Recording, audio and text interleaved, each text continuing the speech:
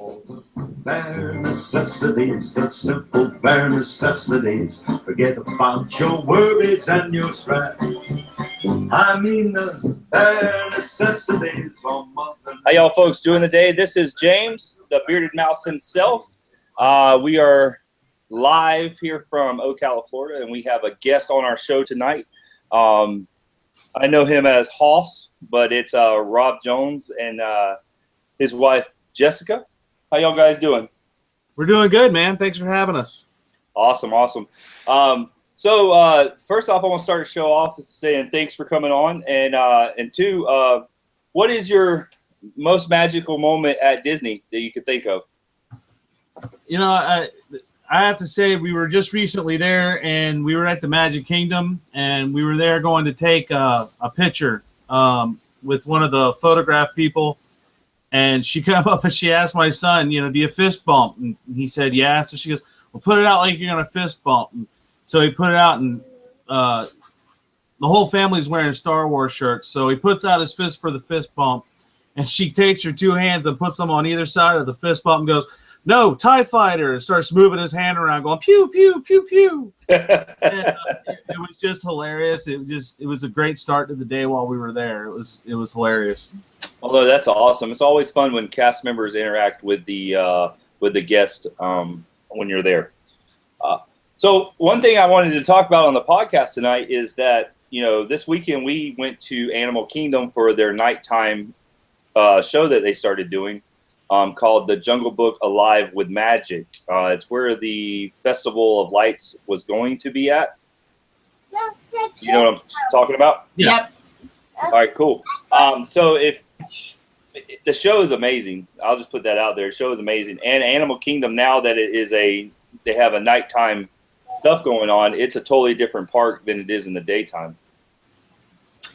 We haven't gotten a chance to be at Animal Kingdom this season since we renewed passes. So this is something, having read about, it's exciting to see how it works with the Tree of Life and everything. Well, so the Tree of Life show, we didn't get to see the whole show on the Tree of Life, but it is glowing all night long. But they do the show they do it in spots. So every so many minutes or every hour, they try to do the show with the projectors on the tree, like they do the castle at Wishes at the end of the night. The show that we saw was basically, it was based on the Jungle Book, and it is a live action show with dancing and basically it's the soundtrack from the movie, and they have dancers dancing and doing acrobatic kind of stuff, and they have these water cannons that shoot up, and it makes almost like for the projector, so the projector's against water, and it was an amazing show.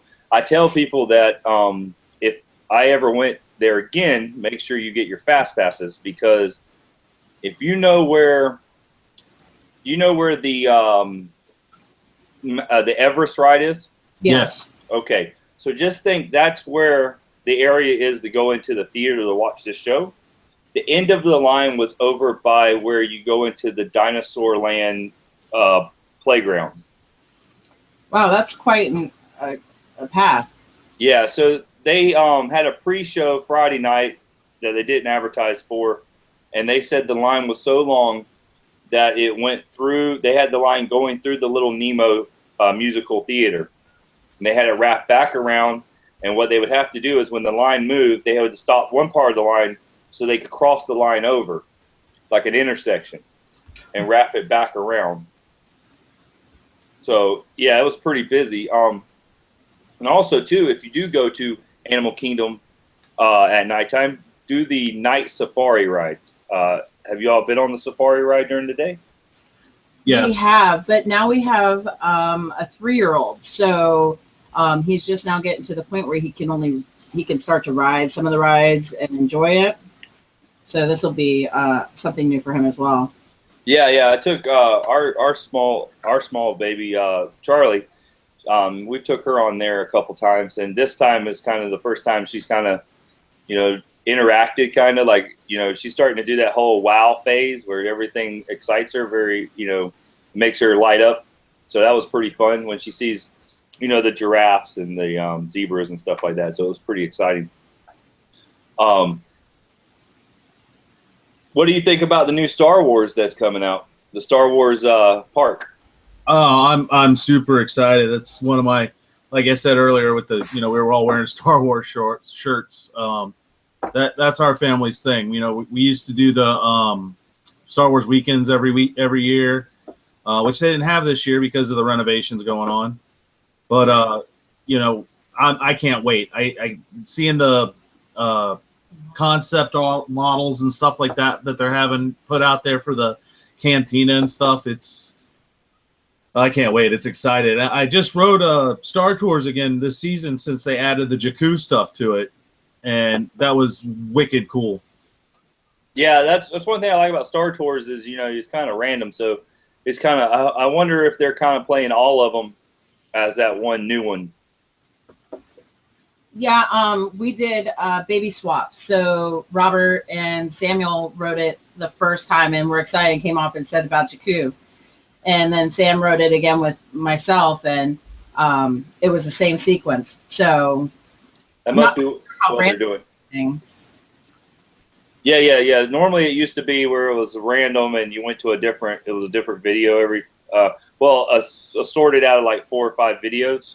Right. Yeah. Well, when they first redid Star Tours, there was 54 different combinations of different sequences, because there was like 3 different beginnings, 3 different middles, 5 different endings or something like that. And a buddy of mine, family friends of ours that had passes too at the time, we actually got to go in and hit it late, just before the park was closed, and me and him got to go on it like 8 or 9 times in a row and got to see all the different sequences. Oh, that's awesome, man. Yeah, that's something that I never really knew how many different sequences they were. I knew they were a bunch of different ones, and I've never rode the same one twice. So that's pretty cool. Yeah, I think this is something that Hollywood Studio needed to kind of upgrade and kind of monitor, get a little newer stuff coming in with these new movies. I think Disney did a very good job buying Lucasfilms. But how do you feel about the possibility of them changing the name of the park once again? I mean, we've already gone from MGM, now we have Hollywood Studios, and now they're thinking about the possibility of changing it again. Yeah, I don't have a say in it. I don't care. I feel like, so if you look at the history of Disney, and I'm wrong on some facts sometimes, but my wife would say most of the time. But but the thing is what I was understanding, that they named it MGM Studios because they were partnership with MGM Studios, and then they kept the studio's name because Universal Studios was in Orlando too. So they kind of wanted to have a competitor to that park. And so if they change the name, I really think they should call it Disney's Florida Adventure. I mean, so in California, they have Disney's California Adventure, and it's basically Hollywood Studios. Mm-hmm. Mm-hmm. They might be some things different, but basically Hollywood Studios. So I think that, if they named it Disney's Florida Adventure, it would still be something that people would love, and they could market it very well too. Yeah. Do you have any opinion on the rumor going around that Tower of Terror might get revamped for Guardians of the Galaxy?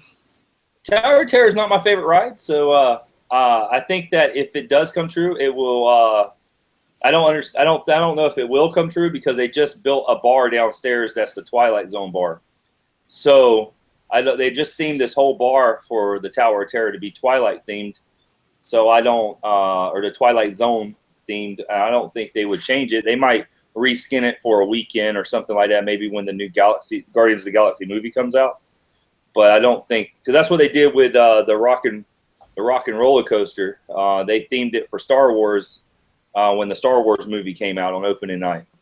Oh, really? I missed that. That would have been... Yeah. So the weekend Star Wars Force Awakens came in theaters, they had that roller coaster. All the music was the music from the Star Wars movies.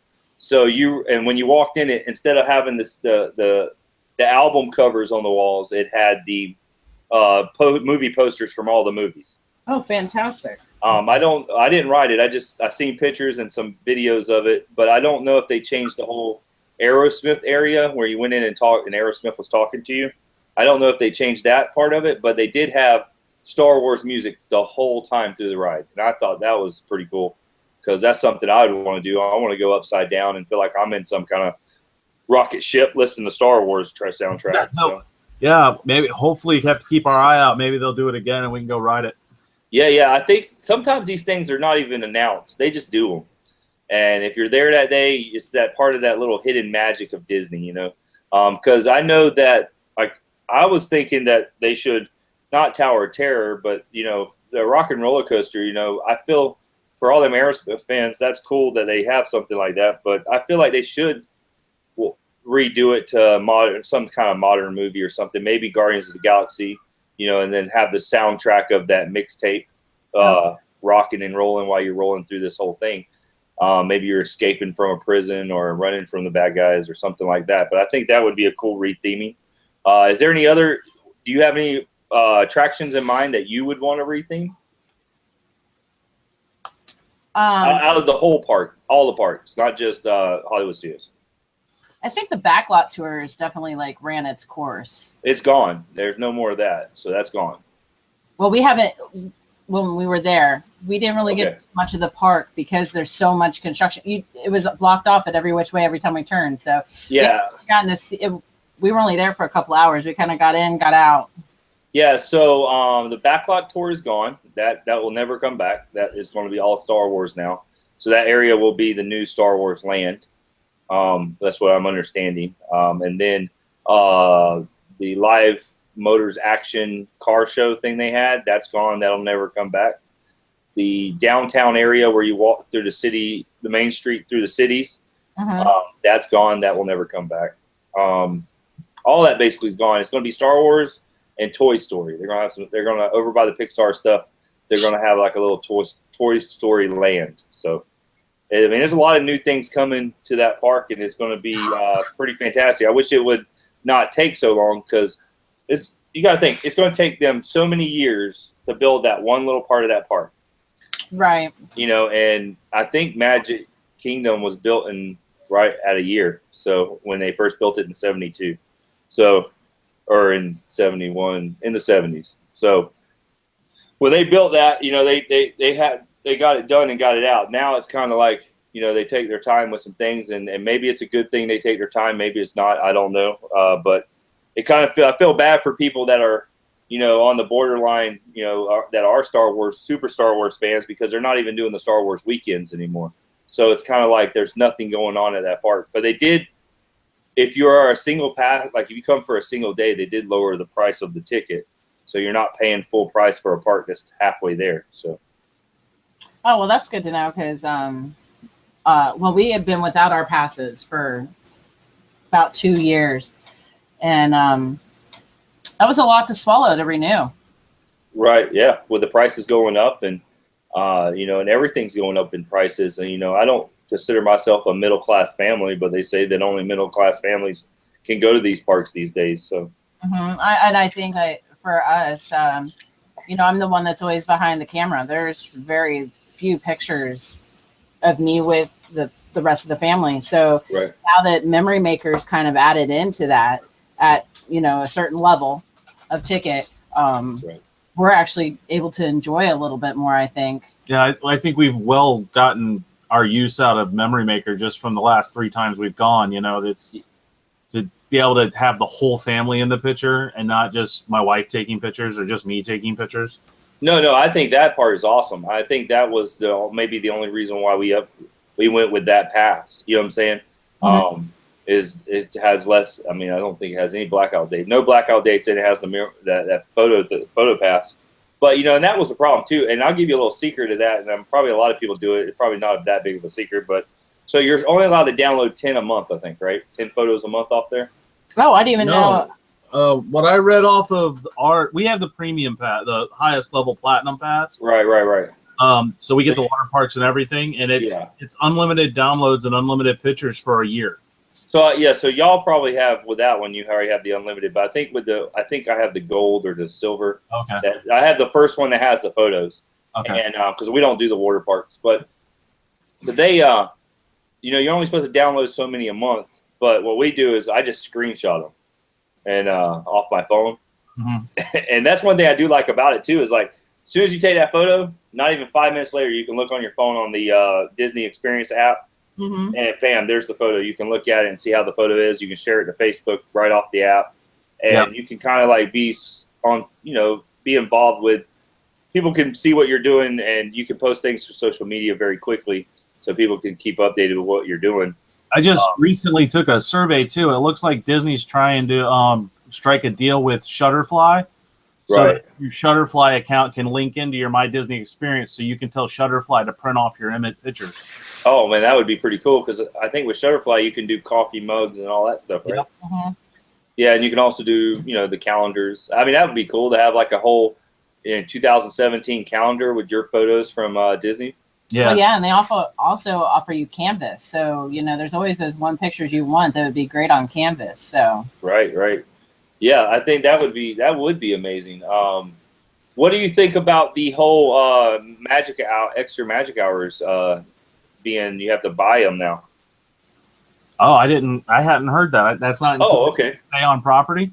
No. So, yeah, I don't know how it works with staying on property. I think there's no such thing as magic hours at the moment.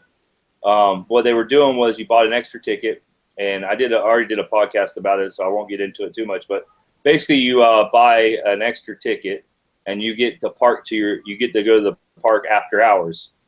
Okay, so the park closes at 10. You get to stay until 1 o'clock in the morning. But here's the benefit. If you look on, I don't know if you're part of any Disney groups on Facebook, but so what happens is these parks can hold, I don't know, let's say it's probably a lot more, but Magic Kingdom can hold 20,000 people, right? I don't know if that's the exact number, but let's just say. But when people come in there, there's only 3,000 people in the park at night. So just imagine. Like at night. Oh, yeah. So when you're there, the photos I've seen, people took their kids and took photos in front of the castle on Main Street, and there's not nobody in the background of the photos. That's the way to have it. That would be neat to do. So is it, for me, I'm like, man, for that one time, if you, even with a pass holder, that one time to get that cool photo with your kids would be awesome to do that, So they've got these extra magic hours that you're paying for the extra ticket. Right. Just other parks have you pay for their fast passes and stuff. So they're kind of. Yeah. And that's the thing too. And you get to ride all the rides are open while you're there. So you can ride Seven Dwarfs Mine Train 100 times if you wanted to. We don't know what that's like. We can't get a fast pass to save our life. Yeah, so I'm gonna tell you a little secret. I'll tell everybody a secret out there. Here's the best way to get a fast pass for that. And it's and this has only happened to us, and it was legitly happened to us. So they gave us something. But so we were at the Belle's story time, and we waited there. We had a fast pass for, I think, let's just say 5 o'clock.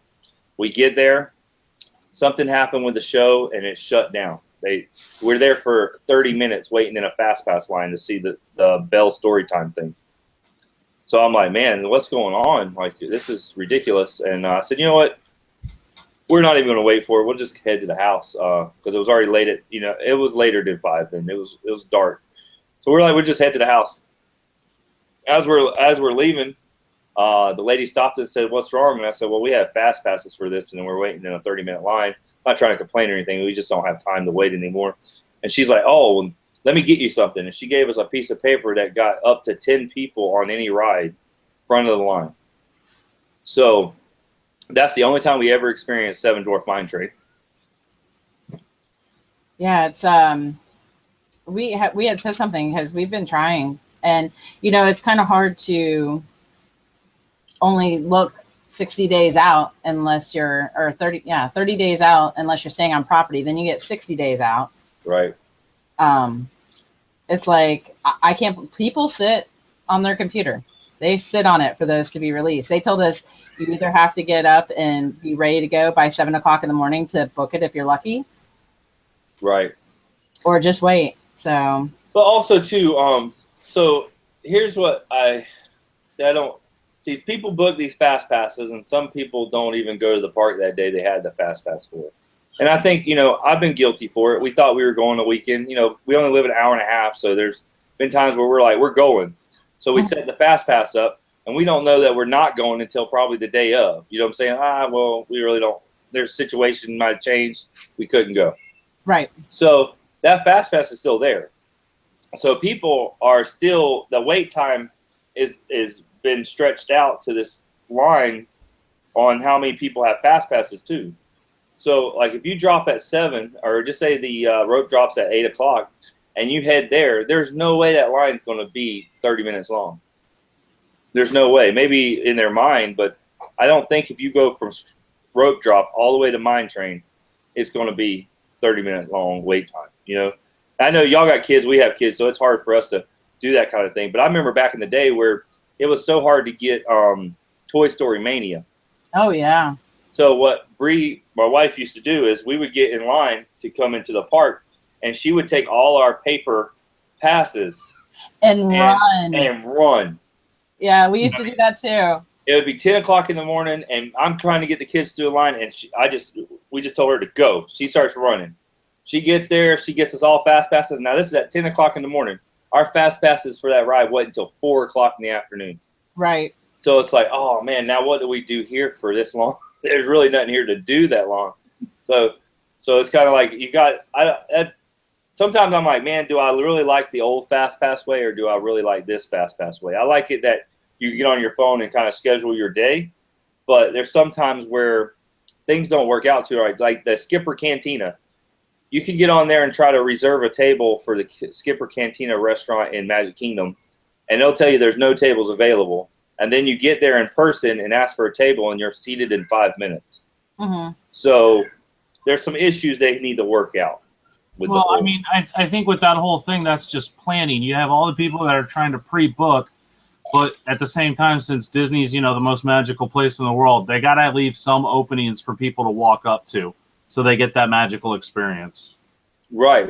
And I'm glad for that. I mean, I know you're not going to get be our guest walk up. You're not going to walk up and get that place. There's a lot of people that just book that place just to go in and see it. They don't even sit down for dinner or lunch or breakfast. So, but is there any other parks that y'all think that are more magical than others?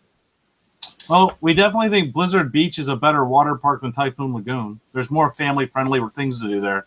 Right. I mean, I've never been there, so I don't know anything about it, but how busy is it? I mean, how long is a wait time to ride on a slide? Well, okay, so this is what we've been doing over the last 2 months. We book a hotel for Saturday night, and we've been going to the water park on Sunday. We've noticed that so far, we're in summer season, and the park opens at 10.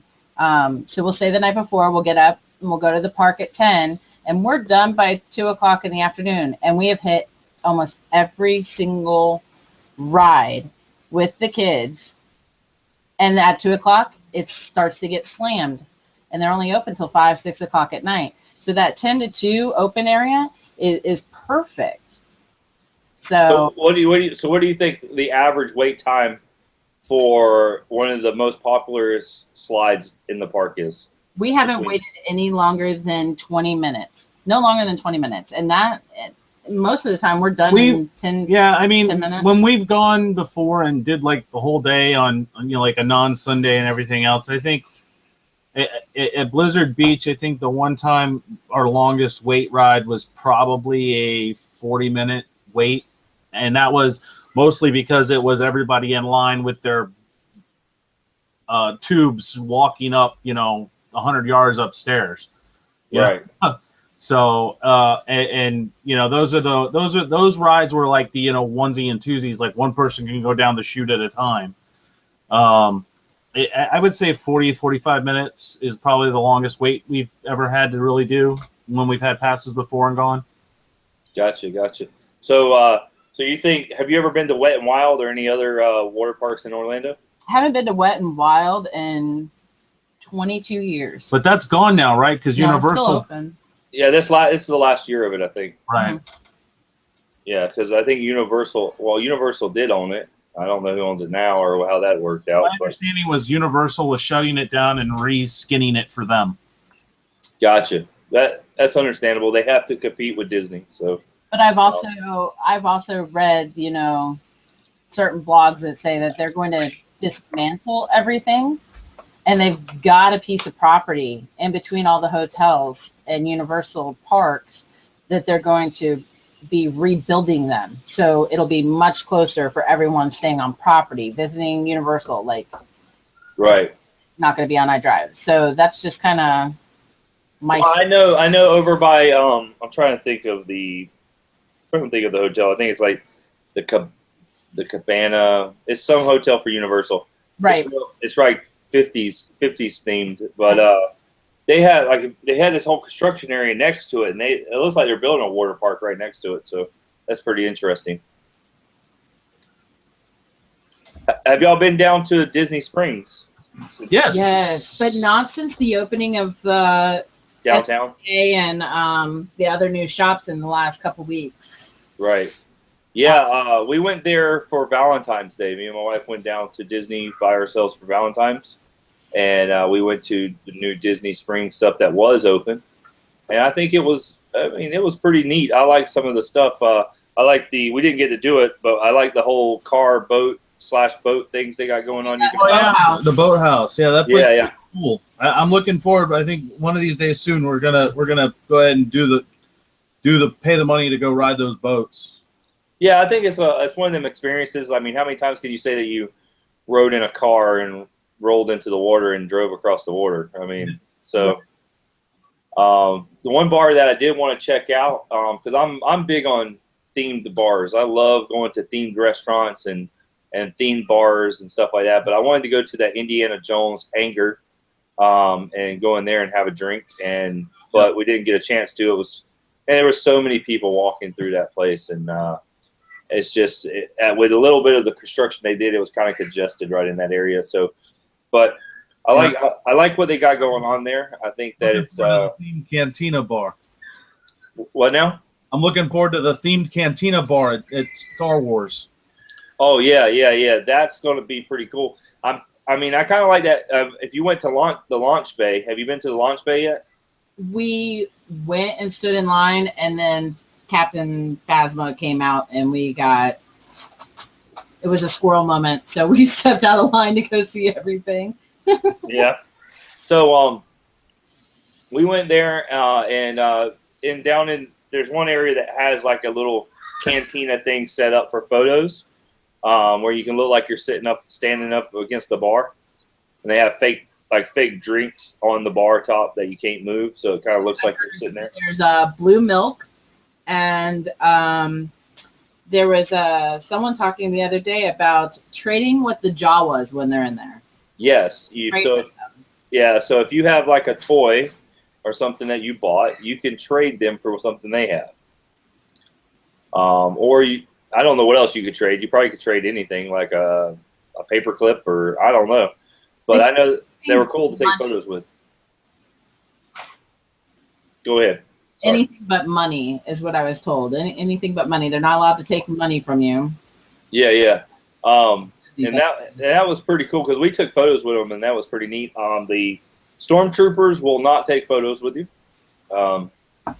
So when they're walking around outside there, if you ask to take a photo, they'll tell you to keep moving along. Keep moving.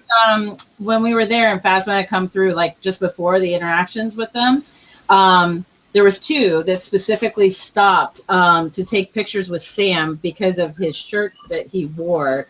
That's cool. Yeah, his shirt says, I didn't get my letter at Hogwarts, so I'm leaving the Shire and becoming a Jedi. Oh, wow. So they stopped, and they really liked that, and he had his Boba Fett hat on. So I think that might be a hit or miss. Gotcha. Yeah, I'll remember that because I'm gonna wear I have a Star Wars shirt that shows the Death Star blowing up. Then it has a stormtrooper with his head down that says, "I had friends on that Death Star." Oh, that's an awesome shirt. So I like that. So I'm gonna wear that next time and see what they say and see if they'll stop and say something, but or take a photo with me.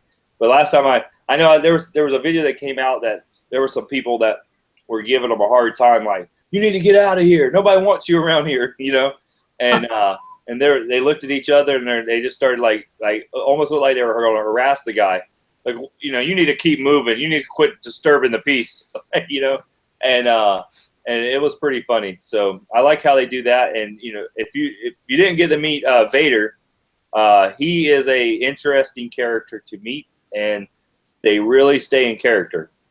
The last time we met Vader, Declan was 5.5 months old. Yeah, it was the last Star Wars weekend we went to, and I was standing off to the side, and they were getting ready to switch characters.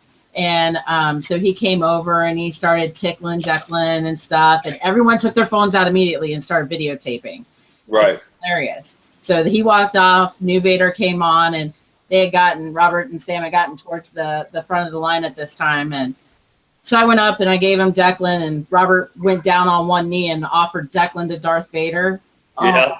Everyone died. It was hilarious. Like, he didn't know what to do. He started looking, and all the cast members were just snapping pictures like crazy. It's like the best picture we had. Yeah, and Vader ended up taking out his lightsaber and christening Declan over it.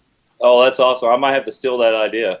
It was pretty fantastic. It was awesome, dude. I just did it on a whim. It was funny. At first Vader was looking around, and then everybody's whipping out their phones, taking video, and the cast members are snapping photos, and then all of a sudden Vader just pulled out his lightsaber and waved it over his head and told me to rise. Yeah, that's awesome. So what do you think about the do you think that Disney's going to ruin the franchise of Star Wars? No, not at all. I think they've done pretty good so far. Well, I know that the whole idea of the movies, is they're going to have every other year. So this year was 7, and not 2016, but 2017 will be the 8th episode. Yeah, but this year we'll get the Rogue One. Yeah, we'll get Rogue One. So they're saying that every other movie is going to be some spin-off where it kind of gives you a backstory on something. Right. So you're going to have the original trilogy, the prequels, and then you're going to have the new trilogy. And in between each of the new trilogy, you're going to have a spin-off. So right now they have planned Rogue One, the Han Solo, and I think the other one I read planned is the Boba Fett movie. Right. So, and when I first heard about it, I didn't know they were going to do the spin-offs. I just heard that Star Wars was going to come out with a movie every year, and I'm like, oh my god.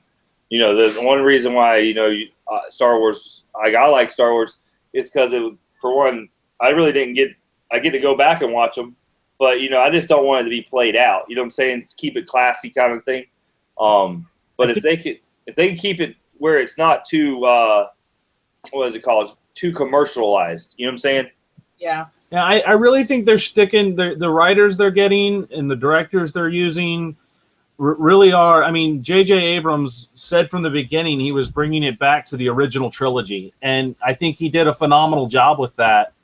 Animatronics rather than CG, actual things for the actors to interact with and not hopefully stare off at a cardboard on a stick. Right. But I think they're going to do great things with it. I think it's going to be amazing.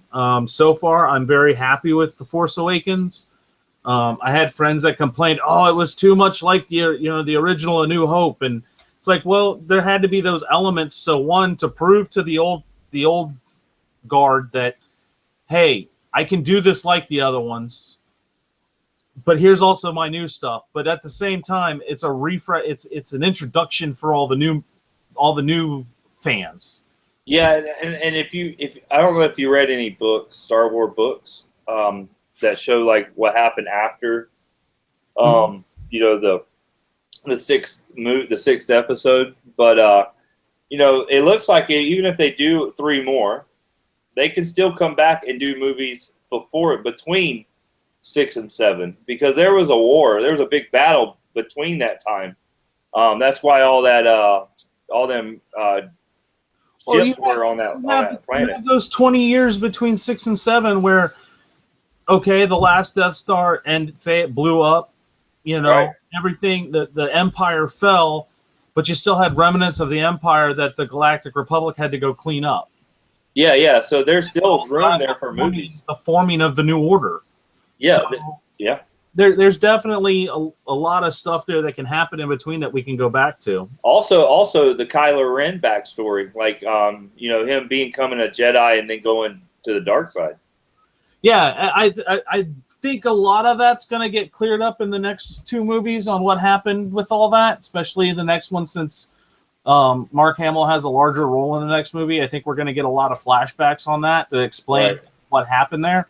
But they're not 2-hour movie. They're still not going to fill in everything that happened, all the different battles, what happened to all the other generals, you know. Yeah, and that's something that I can say they kind of like went back to the old school kind of thing. You know, the Star Wars movie has always been drug out. You know what I'm saying? Like, instead of just A to C, you know, they go A, half A, then B. You know what I'm saying? Mm-hmm. And they really put detail into every second of that movie. And I think that some people don't like that. You know, with the Days movies, just look at the new Marvel movie that came out with the Civil War. It was kind of like, here's what happened, here's the ending. You know what I'm saying? And even though it was a good movie, and I love the Avengers, I love Marvel, but it's still a quick movie. You know, there wasn't a lot of detail behind every little thing. I have to be honest and lose my nerd card. I haven't had a chance to go see it yet. Well, I'll even trump it. I had to watch it bootleg on the internet, so there you go. Yeah. You gotta do what you gotta do when you have kids, right? Yeah. I mean, come on. Yeah. I mean, we were lucky enough on Valentine's Day. You know, people were saying, "Oh, we got Star Wars at Christmas." Me and my wife went and saw Deadpool on Valentine's Day, and oh yeah. So we watched. So what we did was we went and watched Deadpool at Disney Springs, in the dine-in theater where you get to sit down and have dinner while you watch the movie. Oh, okay. Yeah, we've talked about wanting to go eat there and watch a movie. Yeah, you better bring the big wallet. So it's worth it though. It's a one-time experience kind of thing. But you know, you sit in a big recliner and you have a waitress come to you, and you can drink alcoholic beverages or regular beverages. You can order a really nice hamburger and you know, and sit there and watch your movie.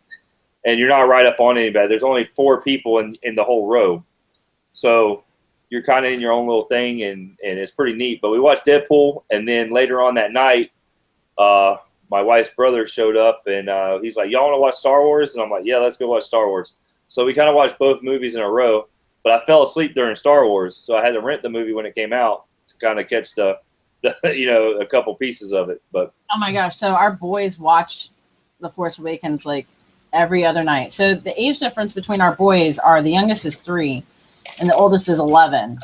Right. So every other night the youngest wants to watch it, which isn't fine. I'm glad. I'm super glad. But the oldest came out just totally distraught.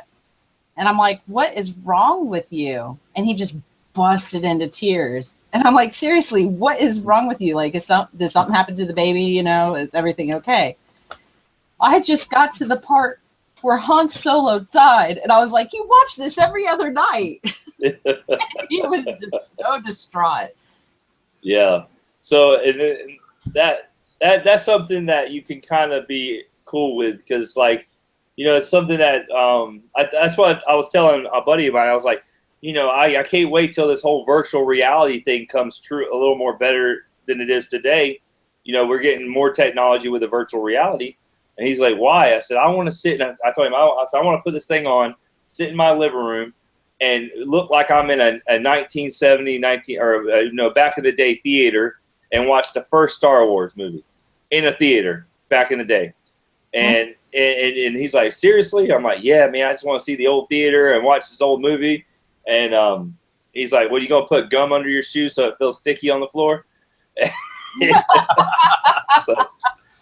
I just recently heard too, and I wouldn't be surprised if, you know, I mean, I don't know if Disney will do it, but you know, there's this new thing out called 4D movie theaters, and every seat in the theater is got hydraulic movement like the Star Tours ride. Okay.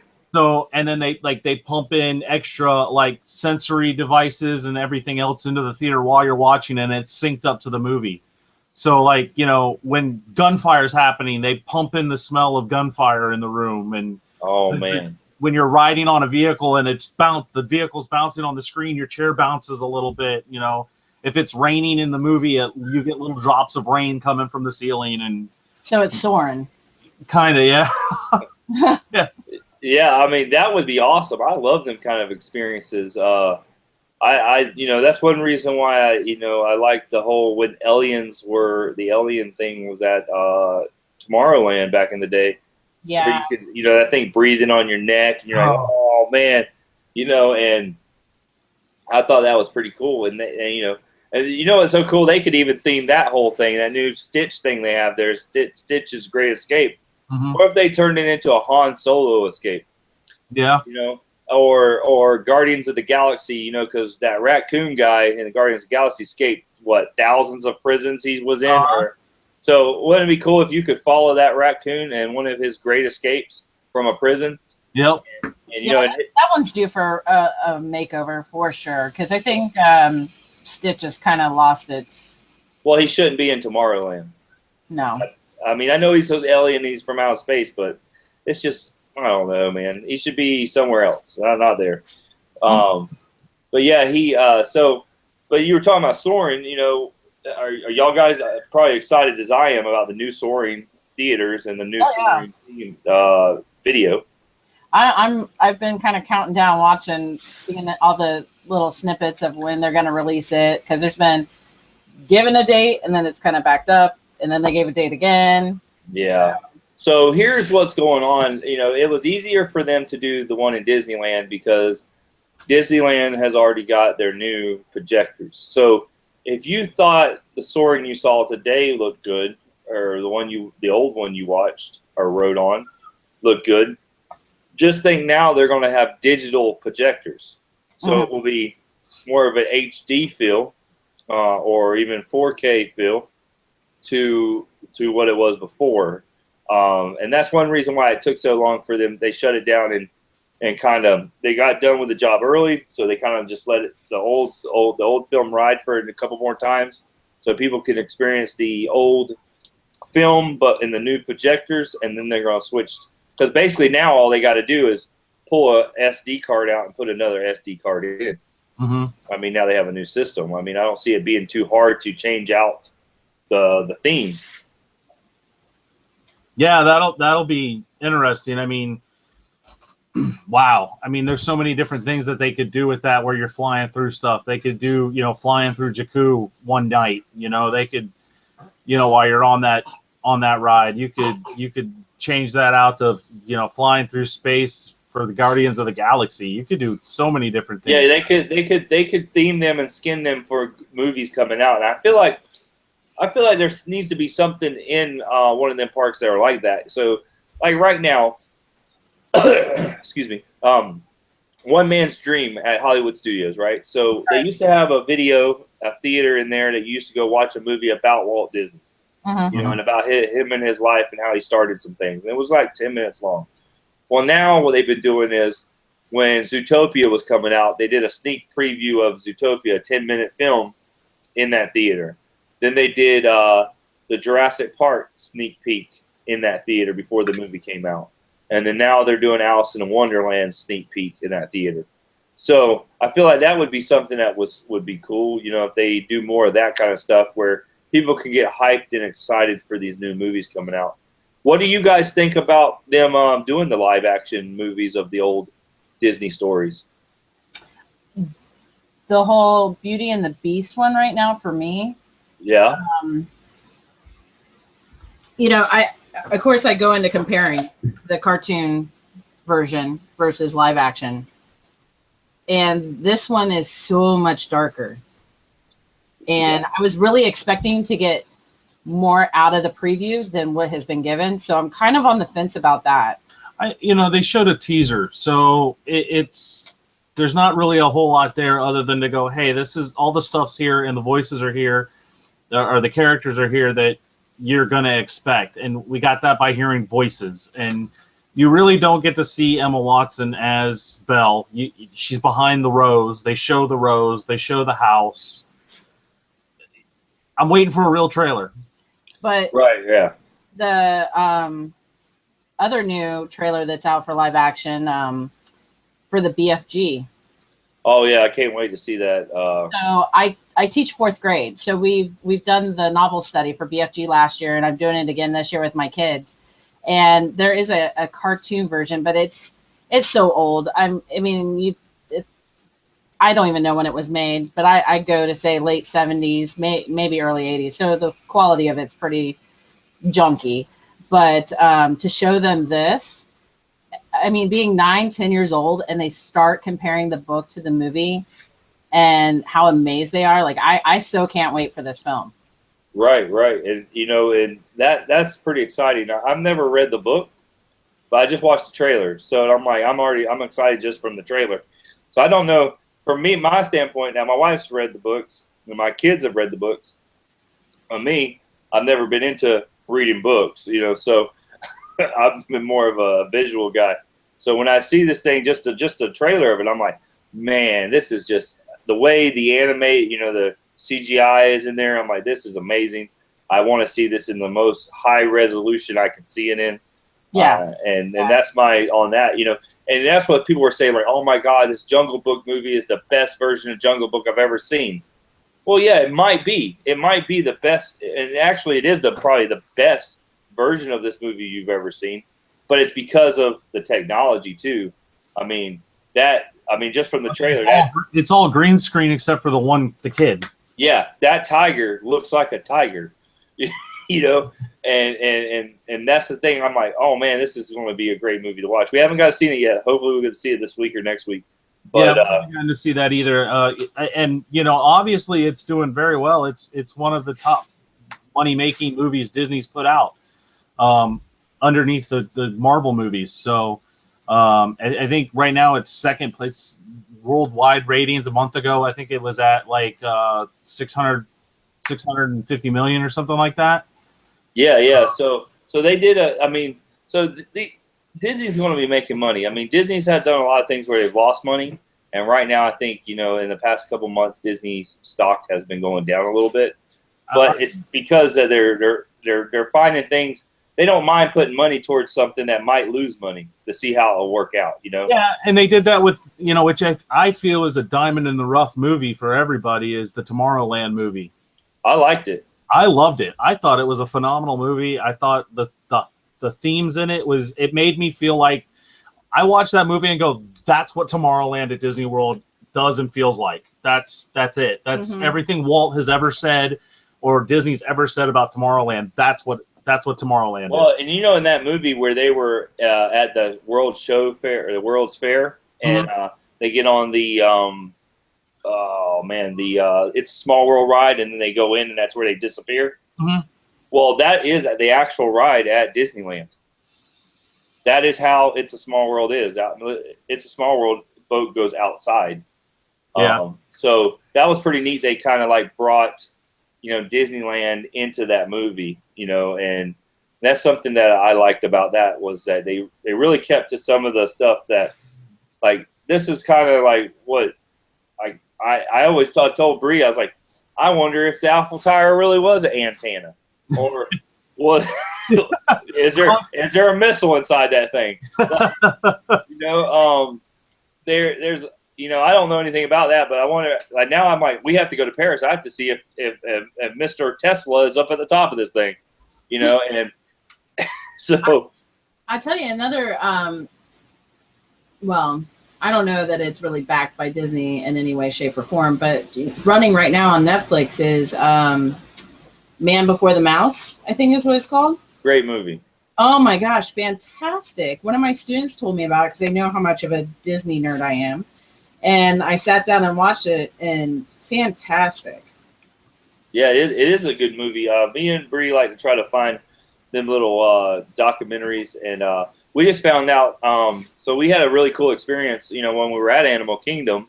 We were at the show watching the Jungle Book Alive with Magic, and I was telling people about the podcast, and and these people that we met were on the same. They're in the same kind of Disney group we are in on Facebook. It's called Disney Junkies, and we were on there, and they were like, "Oh man, like, oh yeah, we got fast passes for the safari at nighttime."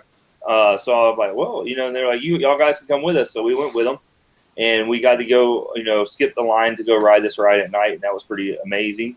But when they were telling me was there's a tour called, oh man, I forgot it now. I wish I'd have wrote it down. It's the Marciana It's where Walt was from. It was down Mars. I forget it, but I'll put it in the show notes or post it on Facebook. But it's a tour. It's just a, you know, it's not that expensive, but it goes behind the scenes and tells you more about Walt than the park. And it's kind of like a nice little tour that you can take, and you can, you know, learn a lot more about Walt from Disney people. So that's pretty cool. That's something that we're going to try to do, is go on these little tours, like the Keys of the Castle, or Keys of the Kingdom. We did that on our honeymoon. That was awesome. We didn't do Keys of the Kingdom. We did. No, we didn't. We did Magic Behind It. No, it was Keys of the Kingdom. I saw that. They give you a pen, and it's a key that tells you you've got like the keys to the kingdom. And they're very secretive when you do this too, because anytime a tram is passing or the train is passing at any point in time, when you're walking behind the back lot before you go underground, right, they pull you back so that you cannot be seen from any angle. Well, that's cool. I mean, I still like it because I like sneaking around a little bit. But yeah, they also, like, before we went, like, there's you know, where the train goes by, we cross the tracks and there's like a closed off gate, and the train started coming, and she's like, oh, we've got to wait, we can't open the gate until the train's gone. And they make you all turn and stand and wave at everybody on the train while the train goes by. And then as soon as the train's clear, she goes, okay, and then they turn in, and then the gate all of a sudden opens, and then they like usher you in real quick and then close the gate. Right. So what did the tell everybody about these utilidors? We only got to see one section of them, but it's everywhere under the park.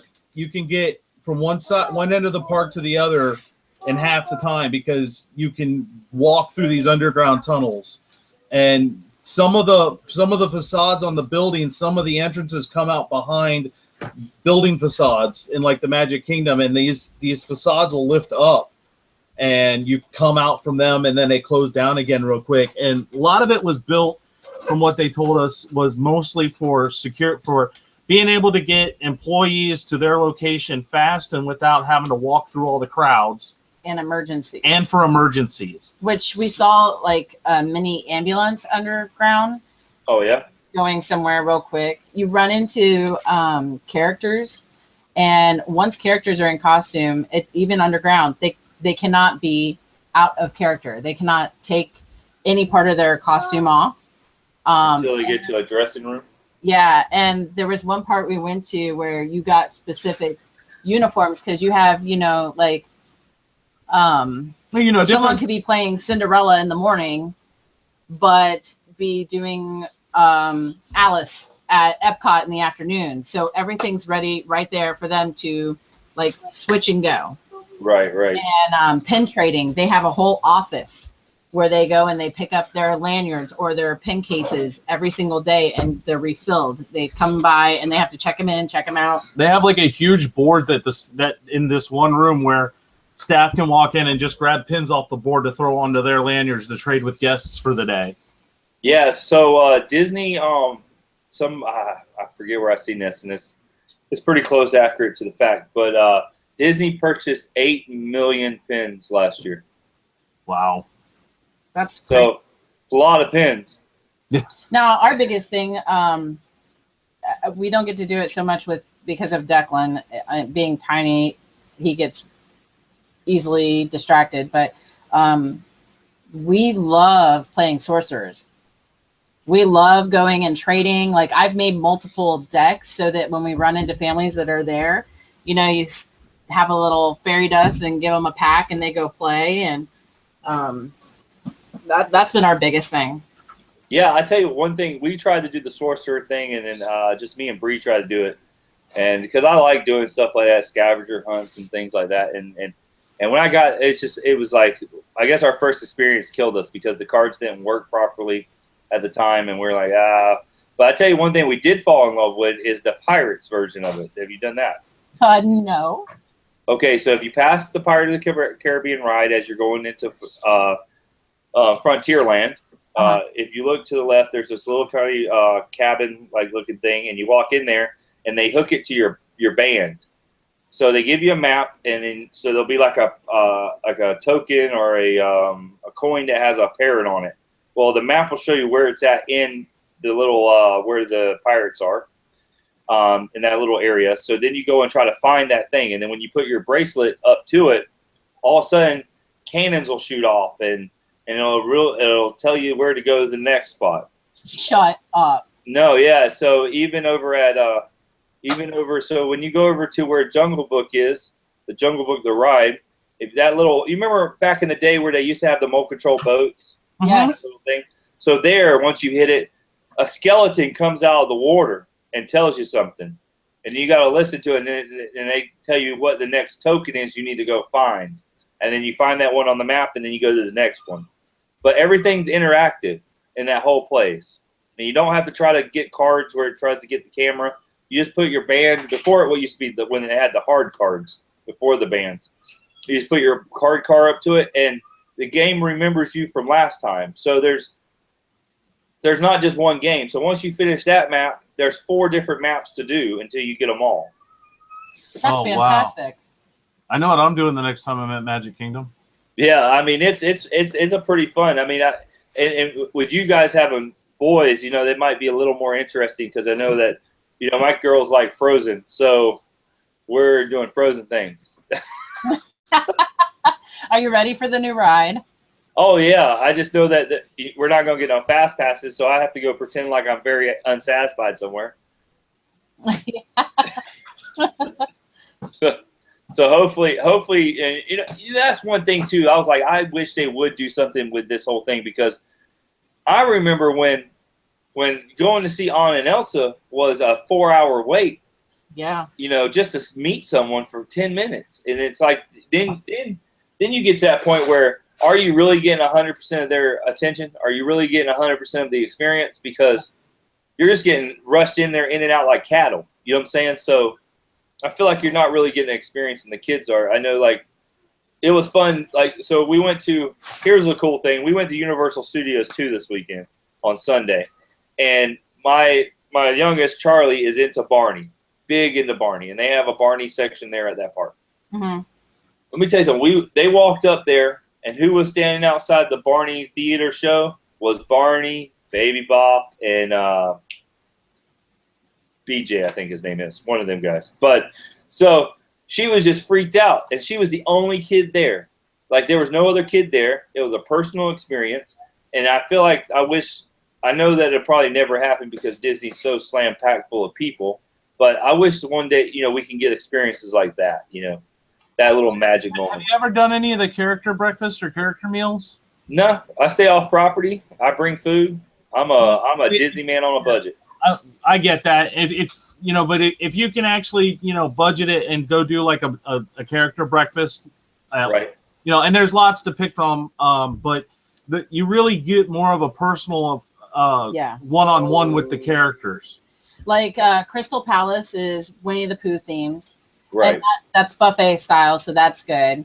Ohana has Lilo and Stitch and Mickey and Friends. And we really enjoy that one. And we've been lucky enough to get one of the main bay windows that overlooks Magic Kingdom.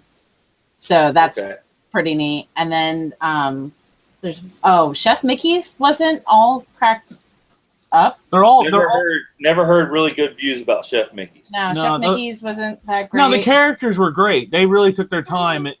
The food wasn't that great at Chef Mickey's, in my opinion. But even at Chef Mickey's, the characters really come to your table, and you get a good 10, 15 minutes with each character at your table with your kids. Oh, well, that's cool. I think that's going to be something that. Well, and so we stayed at a hotel that was over by Disney Springs, and it wasn't a Disney hotel. And they gave us this is when me and my wife was there on Valentine's Day, but we were there. And they gave us a free breakfast. And I think I was wrong. It was the only time we ever did do a character thing, but we didn't know it was a character thing until it happened. But so Minnie Mouse came over and wanted to take photos, and we're eating, pancakes. And I'm like, oh my God, this is crazy. I wish the kids were here. So, but yeah, I mean, I think the kids would have loved it. I liked it, I guess, a little bit. I took photos with them. But I think that's going to be something that we'll look into next time, because I really want my kids to have and this is going to be just me being selfish, but I want my kids to have the best experience they can. Well, I was going to say, with you having girls, right there where the new Frozen ride is going to be, the old Norway ride, right? The Asker House, right? Called. That is the place to go with girls.